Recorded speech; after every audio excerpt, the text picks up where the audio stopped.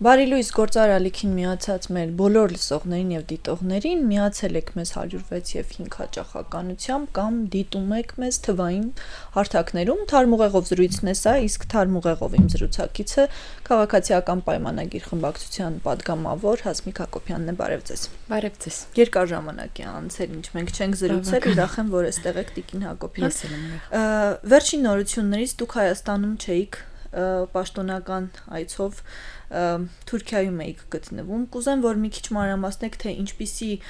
տպավորություններով եք վերադարձել, նախ հասկանանք այնտեղ ինչ էր կատարվում ու այն հարաբերությունների մասին, որ հաճախ խոսվում է, որ դեպի դրականն է գնում, արդյոք միտում տեսել եք։ Նախ Ստամբուլում ոչ թե երկկողմ այցով էի, այլ Ստամբուլը այս տարի հյուրընկալում էր Միջխորհրդարանական միության 152-րդ վեհաժողովը։ Սա միջազգային կազմակերպություն է, որը ամեն տարի մի երկրում է լինում, ավելի հաճախակի Ժնևում, եթե կհիշեք լրահոսից։ Այս անգամ Ստամբուլն էր հյուրընկալել եւ բնականաբար մեր պատվիրակությունը ազգային ժողովի նախագահի գլխավորությամբ մասնակցում էր հերթական նիստերին Թուրքիայի հետ հենց փոխհարաբերությունները սահմանափակվել են երևի այնքանով որքանով որ նույն հանձնաժողովից ունենում ես թուրք գործընկեր, ինչպես այլ երկրներում նույն կարգի շփում է եւ նաեւ ազգային ժողովի նախագահը մի քանի հնարավորություն նաեւ եղել է Թուրքիայի իր գործընկերոջ հետ, խորհրդարանի ղեկավարի հետ շփումների եւ բնականաբար զարգացող հարաբերությունների դինամիկան երկուստեք արձանագրվել է, որ բավարարում է երկու կողմին էլ եւ գիտեք, որ գոնե վերջին 1 տարվա ընթացքում շատ ակտիվ զարգանում է հարաբերությունը, վարչապետն է նաեւ աշխատանքային այցով եղել Թուրքիայում այս տարի Անկարայում, նախորդ տարի Անկարայում եւ ազգային ժողովի նախագահն է ունեցել հնարավորություն նաեւ երկկողմ հանդիպումների Թուրքիայի իր գործընկերոջ հետ, արտաքին գործերի նախարարների եւ այլն։ Եվ նաեւ արձանագրվել է, որ Թուրքիայի հետ հարաբերությունների դիվանագիտական հարաբերությունների հաստատումն ու սահմանի նաեւ, բացումը երրորդ երկրի անձնագիր ունեցողների եւ դիվանագիտական անձանց համար որևէ խոչընդոտ չկա, այսինքն մնում է միայն ժամկետների հետ կապված վերջնական ճշտումների եւ համաձայնությունների։ Կարող ենք համեմատություն անցկացնել Ադրբեջանի եւ Թուրքիայի միջև ինչ տեմպով են զարգանում հարաբերությունները, արդյոք նմանություններ տեսնում եք եւ որքանով են փոխկապակցված։ Բնականաբար փոխկապակցված է որքան էլ որ երկուստեք խոսում են, որ որևէ փոխկապվածություն չկա, սակայն ակնհայտ է որ կա եւ մշտապես էլ Թուրքիան երբ փակել է սահմանը Հայաստանի հետ, կհիշեք 90-ականների իրադարձություններից հետո հայտարարել է որ երբ որ կվերադարձվեն այդ շրջանները, հարաբերություններ կկարգավորվեն Ադրբեջանի հետ, նոր Թուրքիան կբացի սահմանը, այսինքն ի սկզբանե փոխկախված է եղել այս հարաբերությունները։ Եվ եթե համեմատելու լինեմ երկու երկրների հետ հարաբերությունների կարգավորման դինամիկան, ապա Ադրբեջանի հետ ակնհայտ է որ ավելի դինամիկ է զարգանում, ավելի մեծ տեմպով է զարգանում, քան Թուրքիայի հետ, որովհետև ասում եմ Թուրքիայի հետ որևէ խոչընդոտ չկա, որևէ, եթե Ադրբեջանի հետ հարաբերությունների կարգավորումը երբեմն որևէ բանի հետ է կապված լինում եւ անընդհատ մենք խնդիրները լուծելով մեծ փոքր քայլերով կամ մեծ քայլերով առաջին կընթանում, ապա Թուրքիայի հետ ուղղակի հարաբերությունները այսպես կարելի ասել կանգնած են այն փուլում, որ պետք է սահմանը բացվի եւ դիվանագետներ նշանակվեն, այսինքն որևէ խոչընդոտ չկա։ Ցեղասպանության հարցը իրենց խանգարում է ինչ որտեղ։ Որևէ խոսակցություն այդ մասին չի եղել եւ մեր սեղանին գոնե բանակցությունների այդ հարցը չի դրվել։ Դրա ճանաչումը, դրանից հրաժարումը երբեք գոնե մեր իշխանության օրոք չի եղել սեղանին, որպես մեր հարաբերությունների կարգավորման խոչընդոտ կամ, չգիտեմ, խթան։ Այ 111-րդ տարելիցն էր Եղեռնի եւ դրան հաջորդեց իհարկե վարչապետը ներկա էր ծիծեռնակաբերդում էր մենք ուղիղ հեռարձակմամբ հետևում էինք դրան հաջորդեց քաղաքացու օրը, որը տոնվեց եւ բավականին քննադատվեց, ինչպես կարձագանքեք այդ քննադատություններին ու առհասարակ այն տրամաբանությանը արդյոք ճիշտ է սքո օրվանից հետո միանգամից նման շուքով տոնակատարություն կազմակերպել։ Ես բազմաթիվ մարդիկ գիտեմ, որոնք հարսանիք են արել ապրիլի 25-ին ծնունդներ են նշում անգամ ապրիլի 24-ին մարդիկ բոլորը գնում են հարգում են հիշատակը ցեղասպանության անմեղ զոհերի եւ շարունակում են ապրել, որովհետեւ այդ օրը նաեւ ունի բովանդակություն ոչ միայն սքալու եւ հիշատակահարգելու, այլև վերապրելու, այսինքն ապրելու նաեւ իհարկե տրամադրությունը այն չէ, որ այդ օրը որոշ հարսանիքներ լինեն եւ այլն, ես գոնե չգիտեմ, բայց դրա նախորդող, հաջորդող օրերին, այո, իսկ այսօր եթե լիներ քաղաքացորը, եթե 2 կամ 3 օր է անցել, 1 ամիս է անցել, այլևս չենք սքում, այսինքն եթե այդ օրը ուրախություն ենք անում, նույն բովանդակությամբ կարող ենք ասել, որ ուրեմն չենք հարգում այդ զոհերի հիշատակը, սա դիտավորություն են տեսնում մարդիկ, այդտեղ չկա դիտավորություն։ Ի սկզբանե օրենքը ընդունվել է այն տեսքով, որ ապրիլի վերջին շաբաթ օրն է հենց լինում, այսինքն դա հատուկ ցեղասպանության հաջորդ օրը չի տարելիցի։ Այսինքն ես տրամաբանությունը չեմ հասկանում, էլի եթե այսօր մարդը ուրախ է, այսօր հարսանիք կամ ծնունդ է նշում եւ շատերը մեզ լսողների այսօր 3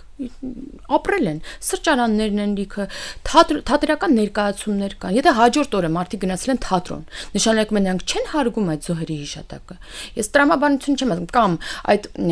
հարգանքը միայն այդ օրով է սահմանափակվում, եթե չափում ենք ինչ որ տոնելու եւ ենթադրենք ուրախ լինելու տրամաբանությամբ։ Ես սա չեմ ընդունում, ես սա համարում եմ հատուկ մանիպուլյացիա եւ ուղղորդում, բայց ինչպես տեսանք, այդ ուղղորդումները այնքան թույլ էին դրանց հիմքերը, որ մարդիկ լեփլեցուն հրապարակում ուրախացան եւ ապրեցին իրենց հերթական օրը ուրախ եւ ես դες ասեմ, որ նաեւ օրվա տրամաբանությունը հուշում է, որ պետք է վերապրել, պետք է ապրել եւ վերածնվել, այս խորհուրդը եւս ունի ապրիլի 24-ը։ Այն թիրախավորումները, որ հաճախ կան ձեր թիմի հասցեին, արդյոք ձեզ խանգարում են ընտրությունների նախաշեմին եւ ինչ չափով են խանգարում։ Որևէ թիմ եւ որևէ անհատ ես չեմ ճանաչում, որը թիրախավորման զոհ չի դառնում, հատկապես եթե ունի հանրային որևէ ճանաչելիություն։ Դուք ձեզ չեն թիրախավորում, դուք որևէ ճանաչելիություն ունեք, չէ՞, դուք հաղորդավար եք, դուք չեք տեսել ձեր հանդեպ թիրախավորում, վստահ եմ, որ տեսել եք, որևէ երգչուհի չի տեսել թիրախավորում, որևէ քաղաքական գործիչ լինի ինդիմադիր թե իշխանական կապ չունի, այդ թիրախավորմանը պետք է պատրաստ լինես, եթե դու որևէ հանրային գործունեություն ես ծավալում, նորմալ է դա, եթե ոչ, ուրեմն թող դա եւ գնա գիտությամբ զբաղվիր եւ որևէ հարցազրույց մի տուր, որովհետեւ հենց դու հանրային տիրույթ դուրս գաս, այդ թիրախավորումը լինելու է։ Հիմա քաղաքական ուժը բնականաբար անհնար է, որ որևէ իհարկե եւ նաեւ ասեմ մեր իշխանության այս տարիները մեզ կոփել են այդ առումով եւ որևէ քննադատություն լինի անձնական, լինի թիմային, լինի բովանդակային, թե լինի անբովանդակ մեզ չի խանգարում, որովհետեւ քաղաքականությունը եւ քաղաքական գործիչը մյուս դեպքում պետք է ունենա նպատակ եւ գնա նպատակի հետևից գնա դեպի իր նպատակներին հասնելու ուղղությամբ եւ ծրագրերը իրագործելու ուղղությամբ, ոչ թե որևէ քննադատությունից ընկրկի։ Ես իհարկե ճանաչում եմ շատ նաեւ անհատների, որոնք այդ անձնական թիրախավորումներից пассивանում են եւ այսինքն պատրաստ չեն հոգեպես, բայց գոնե մեզ լսողները ով ինձ ճանաչում է, գիտի որ ինձ որևէ դեպքում դա չի հետ պահում։ Այո, ձեզ չի խանգարում ու կարծում եմ քաղաքականության մեջ պիտի լավ պատրաստված լինել դրան։ Դե անհնար է պատրաստված մտնել Չէ, բայց ամեն դեպքում իմունիտետ ձևավորվում է։ Բայց ընթացքում այո, իհարկե իմունիտետ ձեռք ես բերում։ Իհարկե նաև այդ թիրախավորումը պետք է նաև դրանց հետ հաշվի նստել որոշ չափով եւ եթե որևէ խնդիր մատնանշած ունի ռեալ հիմք, պետք է նաև դրա վրա աշխատել, իհարկե առանց դրա չի լինի։ Շատ լավ, քանի որ շուտով ընտրություններ է, այ խոստումներից են մարդիկ խոսում, ինչ են սպասում եւ ինչի են սպասում, որ չստացան։ Ես ուզում եմ, որ դուք առանձնացնեք այն 3 խոստումները, որ ձեր քաղաքական ուժը ներկայացրել է նախորդ ընտրություններին ու կարող եք ասել, որ այդ 3 խոստումները գոնե լիարժեքորեն իրականացված են ու գալիքի համար։ Իհարկե ես ընթերցել եմ ձեր նախընտրական ծրագիրը, բայց ամեն դեպքում այն հիմնական կետերը, որոնք դուք առաջարկում եք ընտրողին։ Շատ լավ, ես 3-ը չէ 13-ը կարող եմ նշել, 23-ը կարող եմ նշել։ չգիտեմ, միջին աշխատավարձի բարձրացումից, կենսաթոշակների բարձրացումից, այդ առողջության ապահովագրության ներդրումից մինչև դպրոցներում մանկապարտեզներ, երիտասարդական կենտրոնների կառուցում, որոնք մենք ամբողջությամբ անգամ գերակատարել ենք, բայց ամենակարևոր խոստումը, որը մենք նաև արձանագրել ենք, որ կարևորագույն խոստում է, դա խաղաղությունն էր։ Եվ որը մենք բերել ենք, այսինքն մենք կարևորագույն խոստումը, որը ասել ենք մեզ տվեք հնարավորություն, մենք բերենք այդ խաղաղությունը, դուք այսօր կարող եք շոշափել այդ խաղաղությունը։ Դա կա, գոյություն ունի։ Չկան կրակոցներ, չկան զոհեր եւ արդեն 2 տարի է սահմանին։ Հասկանում եք, վիրավորներ, զոհեր չկան։ Այն ինչը որ ցավալիորեն դարձել էր սովորական մեզ համար։ Մենք ամեն օր կարդում ենք Պաշտպանության նախարարության հաղորդագրությունն մասին, որ հնչել է այսքան կրակոց, չէ՞։ Հետ գնացեք ու տեսեք, մենք շաբաթական կտրվածքով, օրական կտրվածքով Պաշտպանության նախարարությունը 30 տարի էր, ոչ թե ես վերջին 1 տարվա մասին չեմ խոսում, 5 տարվա մասին չեմ։ Պաշտպանության նախարարությունը տալիս էր, որ հնչել է այսքան կրակոց։ Մենք անընդհատ լսում էինք զոհերի մասին, մենք լսում էինք վիրավորների մասին, մենք վախով էինք մեր զավակներին, մեր եղբայրներին, ամուսին, չգիտեմ, հարազատ տղամարդկանց ուղարկում առաջնագից լինի պայմանագրային զինծառայող, թե լինի ժամկետային զինծառայող։ Կարծում եք հիմա վախ այսօր բացարձակ վախ չկա, բացարձակ։ Ես եւս ունեմ հարազատ առաջնագծում, այսինքն ծառայող ժամկետային մեզ լսողներն ունեն ու կարող են ասել, որ նույն է 3-13 տարի առաջվա ծառայությունն ու հիմիկվա ծառայություն։ Այսինքն խաղաղությունը հողի վրա կա եւ միայն դա լրաց ուրեմն գոյություն չունեցող կրակած փամփուշտներով չէ, այսինքն միայն այդ կրակոցների լռությունը չէ, որ մեզ հիմք է տալիս հասկանալու, որ խաղաղությունը նախաստորագրած խաղաղության պայմանագիրը, որը շատ մեծ ջանքերի արդյունքում մենք ունեցել։ Խաղաղությունը այսօր շփումները ուղիղ Ադրբեջանի հետ, խաղաղությունը այսօր ծրագիրը, թրիփը, որը համագործակցություն է Ադրբեջանի հետ եւ որը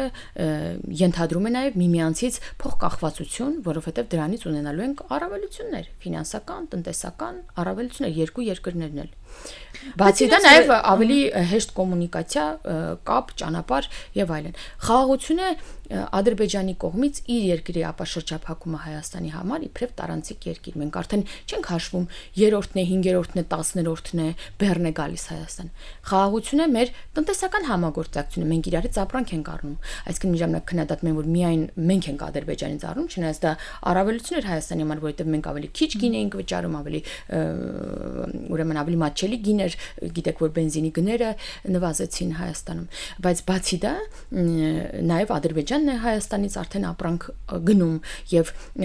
այս տնտեսական համագործակցությունն է նաև խաղաղության առհավատչան։ Եվ ապագայի համար խոստումները ես էլի կարող եմ ասել, որ մենք եւս 300 դպրոց, հետո եւս 300 դպրոց են կառուցել, էլի մանկապարտեզներ, էլի մենք թիվ ենք տվել, թե քանի երիտասարդական կենտրոն ենք սարքելու, մենք ջրամբարի, ճանապարհի, տարբեր խոստումներ, ամեն ուղղությամբ մենք տվել ենք խոստումներ։ Գյուղում ապրող մեր քաղաքացու համար, գիտնականի համար,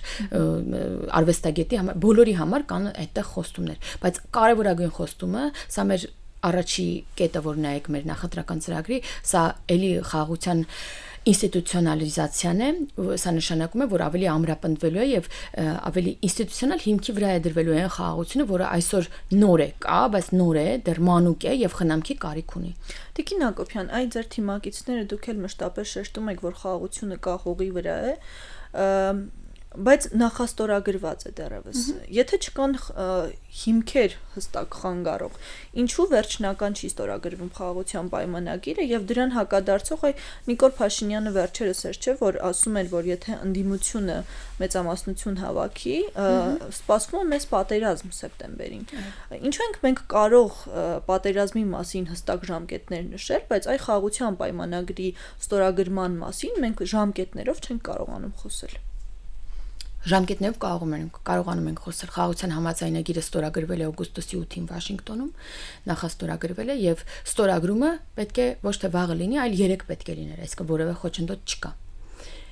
Դա կարող ենք Ադրբեջանի կողմից երբեմն հնչում են խոչընդոտներ կապված համանadrության հետ եւ այլն, բայց դա երկար խոսակցություն, եթե կուզեք առանձին հարց կհղեք, հիմա խոսեմ ձեր հարցի մյուս կետից կապված ժամկետների հետ եւ ինչու է պատերազմի կուսակցություն այն այլընտրանքը, որ այսօր դուրս է ելել պայքարի իշխանություն ունենալու։ Այս բոլոր պայմանավորվածությունները, որոնք կան Ադրբեջանի հետ, երկկողմ, եռակողմ, սրանք ընդդիմությունը բոլոր այն ուժերը, որոնք հավակնում են լինել իշխանություն, կլինի ուժեղ Հայաստանը, կլինի Հայաստան դաշինքը, կլինի առաջարկ Հայաստանին, Բարգավաճ Հայաստանը, բոլորը ասում են, որ այս խաղաղության այս ուրեմն պայմանագրերը, բոլոր համաձայնությունները, կլինի խաղաղության համաձայնագիրը, թե կլինի TRIP-ը, սա սկզբում ասում են կորսանարար է, հիմա ասում են չէ, ոնց որ լավ բան է, բայց մենք կվերաբանակցենք, նախաստորագրված խաղաղության համաձայնագիրը դեռևս ստորագրություն չէ եւ հնարավոր է այն փոխել եւ նոր պահանջներ դնել, եւ եթե դուք բացեք այդ պահանջները, այդ արժանապատիվ բառի ներքո խաղաղություն չէ, հիմա լսել եք արժանապատիվ խաղաղություն, այդ բառի ներքո թաքնված է այն վտանգավոր ռումբը, ականը, որը մեր խաղաղության տակ են ուզում դնեն, այսինքն գան, վերաբանակցեն, նախապայմաններ մտցնեն մեջը, որի հետ Ադրբեջանը չի համաձայնելու եւ չեղարկվելու է այն ուրեմն կոնցեպտը, որը կա այսօր խաղաղության հիմքում դրված։ Ինչ նախապայման օրինակ կարող են դնել, օրինակ Ղարաբաղի վերադարձ, ղարաբաղցիների վերադարձ տարբեր ուրեմն տերմինոլոգիա են օգտագործում, օրինակ տարբեր նախապայմաններ են ասում են վերաբանակցել, շատերը չեն էլ բացում ինչ, որովհետեւ նրանք հարցազրույց են տալիս այն լրագրողներին, որոնք իրենց գումարներից են ֆինանսավորվում եւ բնականաբար հետադարձ հարց չի հնչում։ Այ երբ որ նայեք այլ ավելի անաչառ կամ թեկուզ այլ կողմնորոշում ունեցող լրագրողներին այն փոքրաթիվ հարցազրույցները, նրանք այդ ինչպես հարցից հետո սպասում են ու ասում են սպասեք, կգանք, կասենք ոնց։ Իսկ նրանց ասեք, կասենք ոնցը, մենք տեսել ենք տարիներ շարունակ ինչպես է եղել։ Դրանք քանի որ նախկին իշխանություններն են հեշտ է պատկերացնել թե ինչպես է լինելու սա տասնամյակներով շարունակ այդ տարբեր այդ ռումբերն է դրված Ղարաբաղի ինքնորոշման տակ ինչի արդյունքում վերածվեց տարածքային պահանջի եւ բերեց հայաթափման Ղարաբաղի ել չեմ ասում լուծարումը Ղարաբաղի իսկ խաղաղության պայմանագրի վերջնական ստորագրման համար ժամկետներ կարող ենք ասացի դա 3 պետք է լիներ չկա ժամկետ այսինքն ամեն ինչ պատրաստ է դրա համար նախաստորագրված պայմանագիրը առհասարակ նշանակում է որ երկու կողմերը ամեն ինչ հետ համաձայնեն բոլոր կետերը համաձայնեցված են երկուստեք փոխզիջումներով հասել են համաձայնության եւ մնում է միայն տեղի ժամի օրվա հետ կապված պայմանավորվածություն իսկ ամեն ինչ պատրաստ է դրա համար եւ դա պետք է լիներ 3 ոչ թե վաղը պետք է լինի Ձեզ մոտ հարցեր չի առաջանում իսկ ինչու տեղի չի ունենում Իդեպ այս հարցերը ես տեսել եմ որ նաեւ հնչում է Ադրբեջանի պաշտոնյաներին նախագահից միջև արտգործնախարար եւ այլ պաշտոնյաներ եւ նրանք Իլհամ Ալիևի հենց մակարդակով ասում է որ խաղաղության համաձայնագրի ստորագրումը չէ որ պետք է բերի խաղաղությունը կա եւ պատերազմի էջը փակված է այսուհետ Այսինքն նրանք նշում են, որ այս ընթացքը բերում է նրան, այս որը որ մենք ունենք 2 տարի է, բերում է նրան, որ պատերազմի էջը փակված է, որովհետև չկա դրա համար հիմքեր, կան տարբեր պայմանավորվածություններ, այ երբ որ լինի այն չեղարկողը, որոնք ուզում են կան իշխանության, բնականաբար Ադրբեջանը արդեն կվերանայի իր դիրքորոշումը կարծում եմ եւ վստահ եմ եւ նրա համար չակերտավոր լեգիտիմ հիմքեր կտա Հայաստանի իշխանությունը, այն իշխանությունը, որը, հա, պատկերացնում է, որ պետք է փոխի ամեն ինչ, հա, այլ պահանջներ դնի դրա տակ, եւ բնականաբար այն մեր ասած պատերազմը կլինի։ Մեկ-մեկ մեզ մեղադրում են, ասում են, այ ինչու մեզ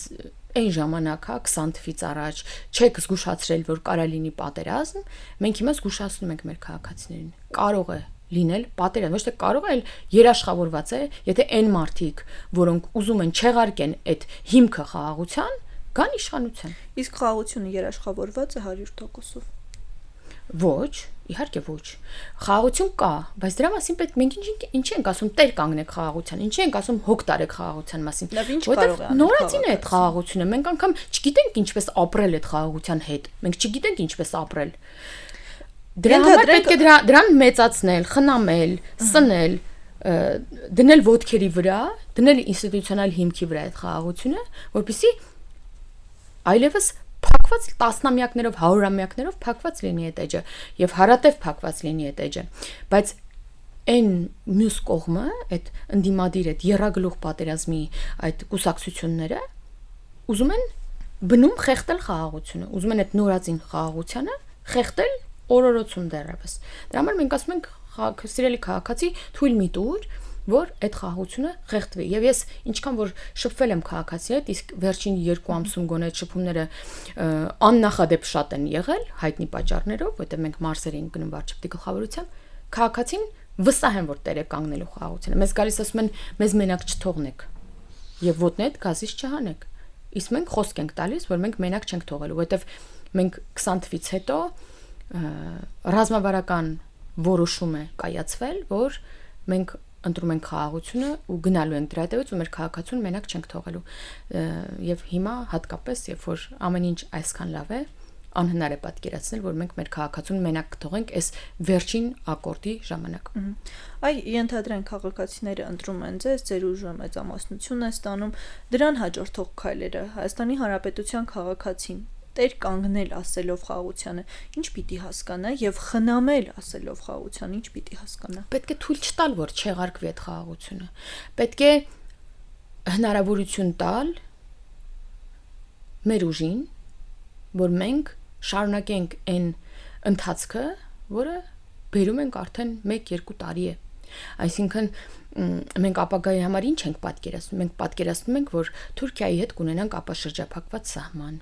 Մենք կունենանք դիվանագիտական հարաբերություններ։ Մենք պատկերացնում ենք, որ Ադրբեջանի հետ կշարունակենք տնտեսական համագործակցությունը, կհաստատենք դիվանագիտական հարաբերություններ։ Բոլոր ցավոտ հարցերը կլուծենք միասին երկուստեք խոսակցություններով, ինչպես նախորդիվ շրջանում արել ենք։ Դուք կարող եք հակադարձել ու ասել, այո, հարյուրավոր գերիներ վերադարձել են ձեր շփումների արդյունքում, բայց չէ որ դեռ կան մեր հայրենակիցները Ադրբեջանի բանտերում։ Ես կասեմ այո, կան այդ հայրենակիցները եւ հենց այդ խնդրահարույց հարցերի լուծման համար է պետք ավելի սրտացնել հարաբերությունները, որպեսզի դրանք ավելի հեշտությամբ լուծվեն, որովհետեւ նախորդիվ տասնամյակները ցույց են տվել, որ բոլոր միջնորդները մեր հարաբերությունների մեջ ունեցել են սեփական երկրի շահը, ինչը շատ բնական է, ցանկացած երկիր իր շահն է, չէ՞, հետապնդում, չէ՞ որ ինչ Ռուսաստանը կլինի, Ֆրանսիան կլինի, Միացյալ Նահանգները կլինի, եթե չլինի սեփական երկրի շահը, ինչի պետք է իրենց բան ու գործը թողեն, զբաղվեն ինչ որ երկու երկրների հարաբերություններով։ Եկեք բան լինենք, էլի իրատես լինենք։ Բոլորն էլ իրենց ներքին շահն են ունեցել եւ այդ շահը մեր եւ Ադրբեջանի շահի հաշվին է եղել։ Դրա համար մենք ուղիղ խոսակցությունը ցույց է տվել նախորդիվ շրջանները, որ ավելի արդյունավետ են լինում խնդիրների լուծման համար։ Եվ մենք այս ընթացքը շարունակելու ենք։ Ոչ թե այդ պահանջատիրական ծավալապաշտական նկրտումներով բերելու ենք եւ կանգնացնելու ենք էլի պատերազմի եզրին։ Այդ ուժերը պատկերացնում են, որ պետք է լինի երաշխավոր եւ երաշխավորների, եթե անգամ մեկ երաշխավոր չեն նշում, ցանկ են նշում, առաջինը հնչում է Ռուսաստանի Դաշնություն անունը, այդ երկրի անունը, պատկերացնում են, որ պետք է մշտապես լինի պատերազմի վտանգ, մշտապես հակառակորդի զորքը լինի մեր սահմանին եւ լինի այն միջնորդը, որը կզանգի եւ այդ զորքը հետ կքաշվի։ Մշտապես այդ են պատկերացնում, այդ իրավիճակն են պատկերացնում։ Մենք ասում ենք, պետք է չլինեն այն լեգիտիմ հիմքերը, այն չակերտավոր լեգիտիմ հիմքերը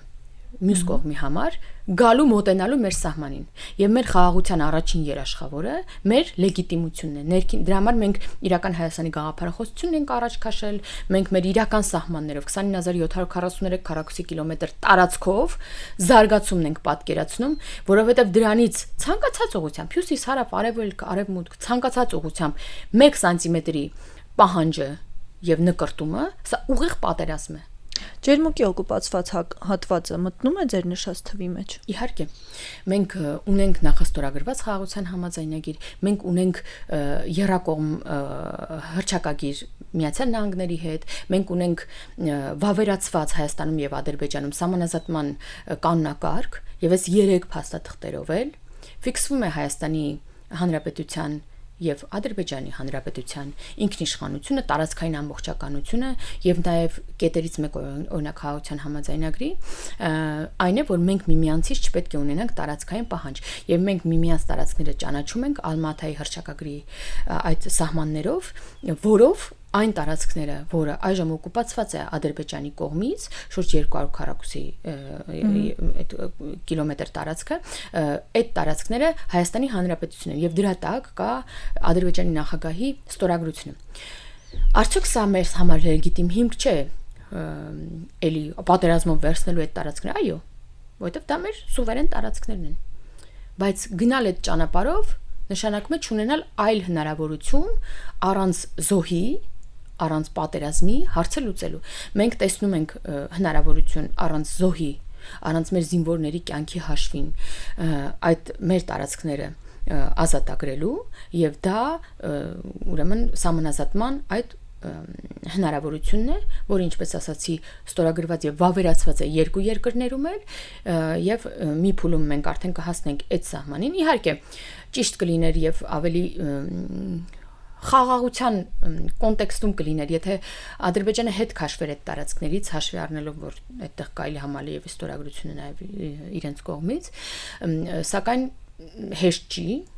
եւ մենք կհասնենք նաեւ այդ հատվածին եւ սահմանազատման արդյունքում Ադրբեջանի զորքը հետ կգնա իր սահմաններին կկանգնի, զորքը չէ, արդեն սահմանապահը, ինչպես օրինակ սահմանազատված հատվածում է Կիրանցի, որտեղ զենքով զինվոր չի կանգնած, առանց սաղավարտների, առանց պարկուճների սահմանապահներ են կանգնած եւ այնտեղ որևէ կրակոց չի հնչում, երկու ստեքի դեպ դա պայմանավորվածություն է։ Այդ ջերմուկի հատվածում Տիկին Հակոբյան հաճախ ընդդիմության կողմից այն խոսույթն է շրջանառվում, որ թշնամական կողմը կամ ադրբեջանական կողմը, չգիտեմ դուք ինչպես եք անվանում, կահավորում թող լինի հարևան կողմը, ներդրումներ է կատարում եւ կահավորվում է այդտեղ բավականին մեծ այսպես ջանքերով, այսինքն այն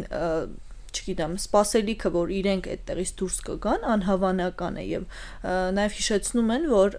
Ալիևը ասում էր ժամանակին, մենք որտեղ որ կանգնել ենք, այդտեղից դուրս չենք գա։ Արդյոք իրենք իրենց խոսքի տակ Ալիևը այդ հայտարարությունը 20 կամ 21 թվականին է արել եւ ես ուզում եմ ձեզ ասեմ, որ այդ խոսքերից հետո Ադրբեջանը հետ քաշվել է, որտեղից որ կանգնած է եղել եւ նաեւ վավերացրել եւ ստորագրել է Իլհամ Ալիևը այն փաստաթուղթը, որով ինքը հետ է քաշվելու այն սահմաններից, որտեղ այն տարածքներից, որը իր սահմանում չէ։ Այս սկզբի համար։ Ինչ վերաբերում է ընդդիմության ասասներին, եթե դուք Թաթոյանի այդ հայտնի ասասն եք մեջբերում, դա Պաշտպանության նախարարությունը պարզաբանում տվեց եւ ապացուցեց, որ Թաթոյանը ստում է եւ Ադրբեջանը Հայաստանի տարածքում չի դիրք ամրապնդել, շինարարական աշխատանքներ արել եւ սա ապացուցված փաստ է։ Եթե դուք այլ դեպքեր գիտեք, ես անկեղծ ասած չեմ տիրապետում նման ինֆորմացիայի եւ անգամ կահավորած առաջնագիծը շփման գիծը կամ եթե պատերազմական իրավիճակ է, չի նշանակում, որ վերջ, եթե այդտեղ ինչ-որ մի դիրք է կառուցվել, այլևս տեղից հետ չպետք է գնան։ Դա բնավ դա չի նշանակում։ Ինչ ուզում ես տուն կառուցած եղի, ուզում ես, չգիտեմ, օդանավակայան կառուցած եղի, ուզում ես դիրք կապ չունի։ Եթե դա քոնը չէ, ուրեմն դու պետք է հետ քաշվես։ Եվ սա սկզբունք է, որը ընդունվել է, այնպես որ եթե անգամ ինչ-որ մի ճանապարհ կամ ենթակառուցվածք որևէ կառուցվել է, որևէ կողմում մեր թե Ադրբեջանի, սա խոչընդոտ չէ, որպեսզի սահմանազատումից հետո որևէ կողմ հետ քաշվի եւ մենք այդ ուղղությամբ ենք գնում։ Մի հարց էլ կա, որ կուզեմ քննարկենք, այդ 20 թվականից հետո, նաեւ 21 թվականից հետո հատկապես այն թիվը, որ մարդիկ ցանկություն չունեն ընտրելու կամ գնալ ընտրության կամ անտարբեր են առասարակաղակական process-ների հանդեպ բավականին մեծ է։ Հիմա տարբեր քաղաքական ուժեր փորձում են այդ մարդկանց վրա ազդեցություն ունենալ, փորձել համոզել, որ իրենց քաղաքական ուժը առաջարկում է լավագույն տարբերակը։ Այդ ձեր թիմը ինչ է անում եւ ոնց եք վերաբերում այս մեծ թվային տատանումներին, այ շատերը շատ բացասական են վերաբերվում, որ մեր ընտրողների մեծ մասը պարզապես անտարբերությամբ process-ներից իրեն մի կողմ է դնում։ Խնդիր տեսնում եք։ Իհարկե, սա խնդիր է եւ ես այս հնարավորությունն օգտագործեմ ու մեր հայրենակիցներին խնդրեմ, որ գնան ու իրենց քվեին տեր կանգնեն, որևէ կերպ իրենց դիրքորոշումը արտահայտեն քվեաթերթիկի միջոցով, որովհետև իշխանությունը նման կերպ ձևավորվում եւ եթե դեմ են մեզ ընտրեն այլ ուժի, եթե տեր են խաղաղությանը ընտրեն մեր ուժին, եթե որևէ մեկին չեն ուզում, գնան եւ փչացնեն իրենց քվեաթերթիկ, օրինակ ազատ, որևէ կամ բան ուղղակի այդ ծրարը գցեն, չգիտեմ ինչ ուզում են անեն, բայց ինչ որ մի կերպ դիրքորոշում հայտնեն։ Բայց ես ուզում եմ ասել, որ աշխարհի շատ երկրներ են այս խնդրին բախվում, որ շատերը հետաքրքրված չեն քաղաքականությամբ, հատկապես երիտասարդությունը, եւ սա գլոբալ խնդիր է, այ դուք ասում եք ես միջխորհրդանական միության այդ նիստից էի չէ գալիս եւ այնտեղ էլ աշխարհի 183 երկրներ են ներկայացված եւ բոլորի համար գրեթե նույնական է այս խնդիրը։ Իհարկե շատ երկրներ, որովհետեւ այ եթե համեմատություն ենք անցկացնում 18 թվականին, այս շեշտը երիտասարդների վրա է, չէ՞ դրված։ Բայց էլի երիտասարդների քիչ են մասնակցել ընտրություններին։ Մշտապես երիտասարդների քիչ մասն է մասնակցում, որովհետև երիտասարդները հենց հետաքրքրված չեն ընտրական process-ներով, ավելի կարևոր գործեր են ունենում ոչ աշխատանքային օրերին, ժամ անցն են ընտրում քաղաքից դուրս գնալ եւ այլն եւ այլն։ Աշխարհում բոլոր երկրներում երիտասարդները ամենաքիչ հետաքրքրված մասն են հասարակության, որոնք մասնակցում են ընտրություններին։ Եվ սա վատ է, մենք ամեն ինչ անում ենք, որ երիտասարդները, հատկապես երիտասարդները ակտիվ լինեն քաղաքականության մեջ, նաև դա ավելի ինստիտուցիոնալ մակարդակում մենք ընթացքում էլ էս աշխատանքն արել ենք, գրեթե բոլոր մարմիններն ունեն երիտասարդ խորհրդականներ, ինչ առումով որ մարմին կա երիտասարդական խորհուրդ, ազգային ժողովից միջև մարդու իրավունքների պաշտպան օրինակ ունեն նման նախարարներ տարբեր բան ունեն նման մարմիններ, համայնքներն ունեն երիտասարդ աշխատակից ունենալու նման հարցերով զբաղվող աշխատակից ունենալու պահանջ արդեն օրենքով եւ այլն եւ այլն։ Եվ նաև մենք առանձին հանդիպումներ ունենք իմ ուշադրության կենտրոնում հիմնական երիտասարդներն են, մշտապես հանդիպում երիտասարդների հետ եւ այդ հանդիպումների նպատակն էլ է դա, որ պետք է երիտասարդը տարբեր միջոցներով ընթացքում թե ընտրությունների ժամանակ տեր կանգնի եւ փորձի նաև ազդեցություն ունենալ որոշումների ընդունմանը։ Այնպես որ անգամ հեղափոխության օրերին երիտասարդները, որոնք արել էին հեղափոխություն, շատերը ընտրություններին փաստորեն չեն մասնակցել, որովհետև համընդհանուր էր հեղափոխությունը, ամբողջ Հայաստանն էր դրան մասնակցում հիմնական երիտասարդները, բայց ընտրության գնաց քիչ մասը նրանց։ Ինչպես ենք համոզում, եւ նորմալ է, որ այս փուլում պետք է համոզել, եւ բոլոր ուժերն էլ գնում են այդ ճանապարհով, որովհետև մեծ ձայնը, գերակշիռ ձայնը այն անտարբեր մասայի մոտ է, եւ մեր ծրագրերով, մեր հանդիպումներով, նրանց հուզող հարցերին պատասխանելով եւ ուղիղ ծրագրերը ներկայացնելով։ Օրինակ, մենք ինչ ենք ասում, մենք գնում ենք ու ասում ենք նախ քննադատությունն ենք լսում, որովհետև այդ մասը հիմնական քննադատող մասն է,